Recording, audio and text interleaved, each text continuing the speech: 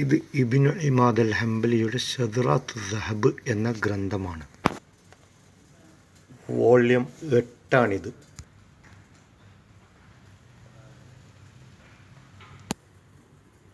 ഇതിൽ ഹിജ്റ 728 സംഭവത്തിൽ പറയാണ്, ഫീഹ ആ വർഷമാണ് Shaikhul Islam Taqiuddin Abul Abbas Ahmad bin Abdul Halim പേര് പൂർണ്ണമായിക്കൊണ്ട് ഇബ്നു തൈമിയ്യ അൽ ഹംബലി ബലിൽ മുജ്തഹിദ് മുത്ലഖ്.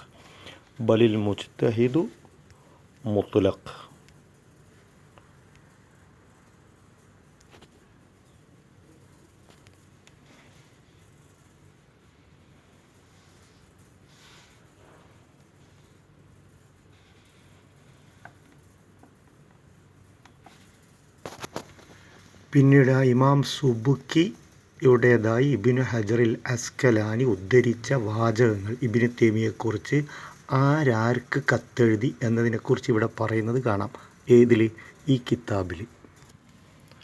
വഖാല ബുർഹാനുദ്ദീൻ ഇബ്നു മുഫ്ലിഹ് ഫി തബഖാതിഹി കതബൽ അല്ലാമത്തു തഖിയുദ്ദീൻ അസ്സുബുക്കി ഇലൽ ഹാഫിദ് അദ്ദഹബി ഫി അംരി ഷെയ്ഖ് തഖിയുദ്ദീൻ ഇബ്നു തൈമിയ്യ. ആരാണ് എഴുതിയത്? കതബ അൽ അല്ലാമത്തു തഖിയുദ്ദീൻ അസ്സുബുക്കി. സുബുക്കി കത്തെഴുതി. ഇലൽ ഹാഫിദ് അദ്ദഹബി, ദഹബിക്ക്. നേരത്തെ പറഞ്ഞ ദഹബിയുടെ അതിന് ജവാബായിട്ട് എഴുതിയതായത്.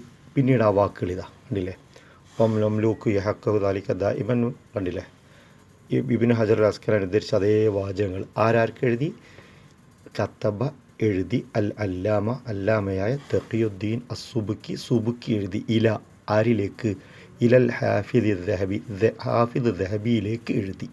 കണ്ടില്ലേ? അപ്പോൾ ആരാർക്ക് എഴുതിയത് ഇവിടെ വ്യക്തമായല്ലോ. ഇനി ഇത് ചോദ്യം ചെയ്താൽ വീണ്ടും വരും മറുപടി ഇൻഷാ അല്ലാഹ്. ജസാക്കുമുല്ലാഹു ഖൈറൻ.